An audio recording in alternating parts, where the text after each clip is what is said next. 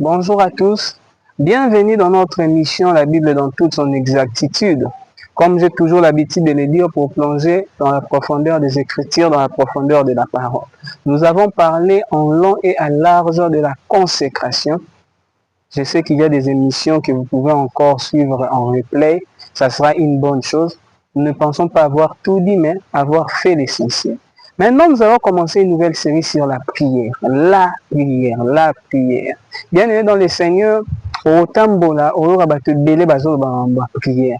Les chrétiens connaissent la prière. Même les païens parlent de la prière. De d'autres religions, je peux dire, chacun parle de la prière. C'est une chose,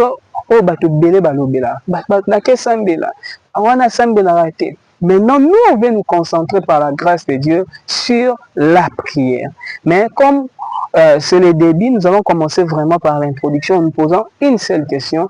C'est quoi la prière? Et c'est quoi la prière? La prière est une conversation entre l'homme et Dieu. La prière est une conversation entre l'homme et son Dieu. C'est ça. Par cette définition, même tout au la prière. La prière, c'est une conversation. Il y a une partie de l'homme, une partie de Dieu qui doivent se mettre ensemble. Écoute bien aimé dans le Seigneur, sur cette terre, l'homme a tendance toujours à croire qu'il y a quelqu'un qui peut être au-dessus de lui. Il y a un moment où qui a gérer na kombo papa, na kombo maman, parce que c'est dit qu'au-dessus de moi, il peut y avoir quelqu'un. Quand on parle de la prière, c'est plus dans ce sens-là qu'il faut se référer. Dans une référence telle que je suis en bas, il y a un Dieu supérieur. Alors, dans la prière, dans la conversation qui est en train de se passer, il y a un homme et il y a un Dieu supérieur. C'est comme papa na moana. C'est comme Yaya na leki. C'est ça la prière bien. Donc dans cette conversation-là, je sais déjà une chose, Nazanase, il y a un Dieu qui est supérieur, qui doit exaucer, ainsi de suite. Mais je reste d'abord dans la définition de base parce qu'on verra plusieurs choses si le Seigneur ne revient pas. La prière est une conversation entre l'homme et Dieu. Dieu parle, l'homme parle. Il y a quelque chose qui se passe. C'est ça la prière dans la définition simple. Et je crois que c'est une définition qui est vraiment connue de tous. Ce n'est pas parce que c'est connu de tous que les gens prient nécessairement. Ce n'est pas parce que c'est connu de tous que les gens prient de la bonne manière, de la meilleure de façon. Mais en introduction, je voulais qu'on puisse rester simple en disant que la prière est une conversation entre l'homme et son Dieu. C'est simple.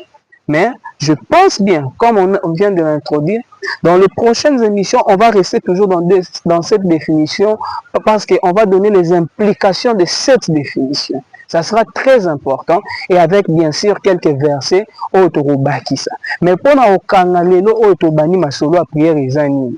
Nous sommes besoin de moko sala bajete. Quand vous lisez 1 Thessaloniciens 5 verset 17, la Bible dit prier sans cesse. Quand déjà la Bible dit prier sans cesse, c'est que ce n'est pas une blague. Quand vous suivez la vie du Seigneur Jésus-Christ, vous allez vous rendre compte qu'il s'est retiré journalièrement pour prier. Donc la prière n'est pas un jeu. Si Dieu, dans la chair humaine, est en train de prier, c'est qu'il connaît l'importance de la prière. Si Dieu a légué la prière à ses disciples, il connaît l'importance de la prière. La prière, c'est dans l'Ancien Testament, la prière, c'est dans le Nouveau Testament. La prière, c'est dans l'Ancienne Alliance, la prière, c'est dans la Nouvelle Alliance. C'est-à-dire que c'est incontournable dans la vie d'un chrétien de prier. Mais à cela, nous devons seulement connaître que nous sommes dans une conversation entre nous et notre Dieu.